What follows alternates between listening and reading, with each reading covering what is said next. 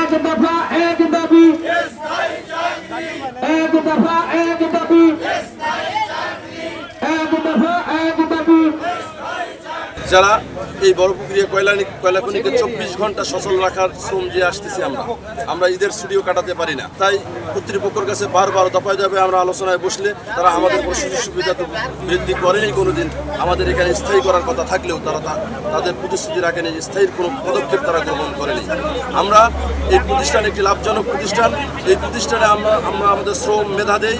যে প্রতিষ্ঠানে আমরা অনেক গুরুত্বপূর্ণ প্ল্যান্ট চালিয়ে থাকি, যে প্ল্যান্টগুলো হঠাৎ করে কেউ আসে চালাতে পারবে না। সুতরাং একটি লাভজনক প্রতিষ্ঠানে যে প্রতিষ্ঠানের কয়লা দিয়ে বিদ্যুতের চুলা জ্বলে, অথচ এই শ্রমিকের ঘরের চুলা জ্বলে না।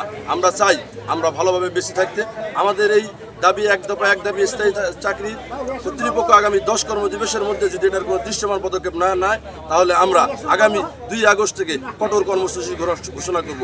এতে যদি আমাদের আত্মহত্যা দিতে হয়, শ্রমিক বিপ্লব ঘটাতে হয়, রাজপথ রেলপথ যদি অবরোধ করতে হয়, প্রয়োজনে আমরা তাই করব। এলাকার মান্যগণ্য ব্যক্তি, চেয়ারম্যান, মহল্লার ব্যক্তি দ্বারা আমরা বারবার তাদেরকে নিয়োগ প্রক্রিয়ার জন্য বাস্তবায়ন করার জন্য আমরা চিঠি দিয়েছি এবং ডিসি স্যার চিঠি দিয়েছে, এখন কি যাচ্ছে এমডি স্যারও চিঠি দিয়েছে, কিন্তু তারপরেও আমরা বাস্তবায়ন করতে পারিনি।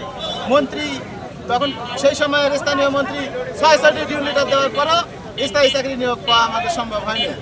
তারপর মহামান্য হাইকোর্টে রিট পিটিশন করার পরও, সে রায় আনার পরও এখন পর্যন্ত আমরা স্থায়ী চাকরি গ্রহণ করতে পারতেছি না। তাই আমরা এইবারের সংগ্রাম, এবার আমাদের এই 16 বছর যে নিয়োগ প্রক্রিয়া বন্ধ রাখা, 16 বছরে যে একটি স্টাফও নিয়োগ দিল না, স্টাফ দিতে মানে যে স্টাফ ছিল এখন মরি যে চাকরিচ্যুত হয়ে রিটায়ার্ড হয়ে এখন মাত্র 22 জন স্টাফ দিয়ে বড়পুকুরিয়া কয়লা খনি চলতেছে। তাই এই বড়পুকুরিয়া কয়লা খনিতে আমরা শুরু লগ্ন থেকে কাজ করে আসার পরেও আমাদের ভাগ্যের কোনো উন্নতি হয়নি।